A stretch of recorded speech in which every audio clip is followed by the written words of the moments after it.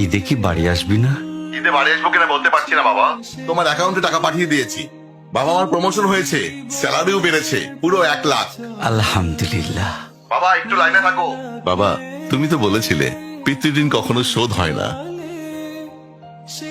তুমি 26 বছরে আমার পিছনে যত টাকা খরচ করেছো, তুমি কি জানো আগামী 5 বছরে সেই টাকা তোমায় ফিরিয়ে দিতে পারবো? আমার এখন স্যালারি মাসে 1 লক্ষ টাকা বাবা। ও, এই কথা।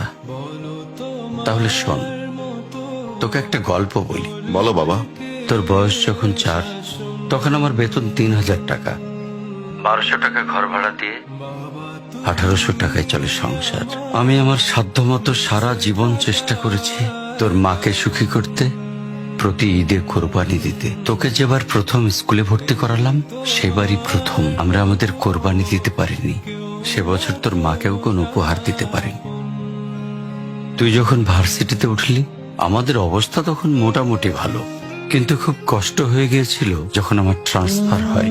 রোজ রোজ বাসে চড়ে, পায়ে হেঁটে, ঘামে ভিজে খুব দুর্বিষহ লাগছিল। একদিন শোরুম থেকে একটা বাইক দেখে আসলাম। সে রাতে আমি স্বপ্নেও দেখেছিলাম আমি বাইকে চড়ে অফিসে যাচ্ছি। পরের দিন তুই বায়না ধরলি, জার্নি করতে তোর কষ্ট হয়। তোর কষ্টে আমারও কষ্ট হয় বাবা।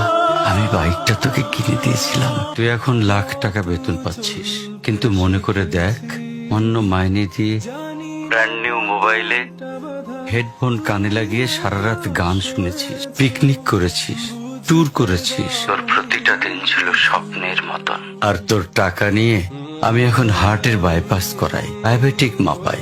জানিস বাবা, ওর মাছ খাওয়া নিষেধ, মাংস খাওয়া নিষেধ। কি করে এত টাকা খরচ করি বল?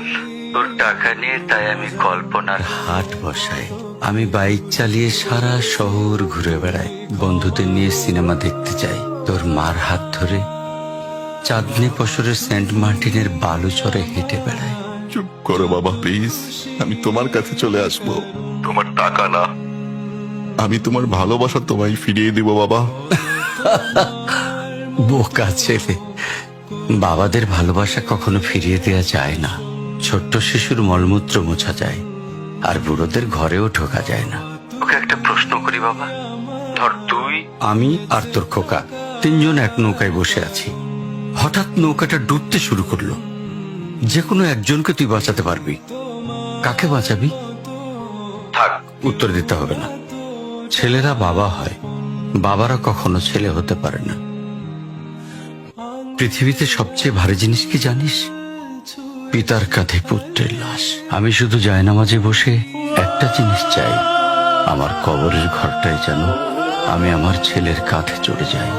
তাহলেই তুই একটা ঋণ শোধ করতে পারবি, তোকে কোলে নেয়ার ঋণ। বাবাদের ঋণ কোনোদিন শোধ করা যায় না।